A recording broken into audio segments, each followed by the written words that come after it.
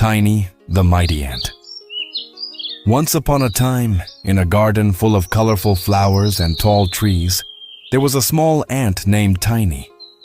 Even though Tiny wasn't as big or strong as the other ants, she had a very big dream: to be a superhero. One day, while walking through the garden, Tiny found something shiny among the leaves, a magical gem. The gem was so bright that it almost blinded Tiny. When she touched it with her little foot, she felt a spark of energy run through her entire body. Suddenly, Tiny felt stronger than ever. Tiny had become Tiny, the mighty ant.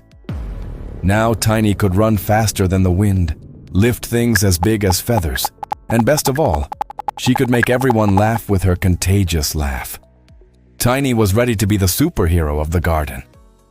One day, while all the insects in the garden were worried, Tiny heard some shouting near the bush. It was Arachnia, the evil spider. She was trapping a ladybug in her sticky web. "Help, Tiny!" the ladybug cried, fluttering her little wings in fear. Without thinking twice, Tiny started running with her new super speed.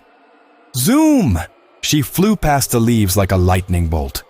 Arachnia, seeing her coming, laughed and said, "What are you going to do, little ant? You can't stop me." Tiny smiled confidently and lifted a huge rock with her powerful legs. She threw it with all her strength, and bam! The rock landed right on one of the spiderweb's legs, causing Arachnia to fall to the ground with a loud thud. But the funniest part was that, as Arachnia tried to get up, Tiny let out a big laugh, and all the garden insects began laughing too. Tiny's laugh was so contagious that even Arachnia couldn't help but laugh a little. "That'll teach you to cause trouble," Tiny said as the ladybug clapped happily. From that day on, Tiny was known not only as the strongest ant in the garden, but also as the hero who always made everyone laugh.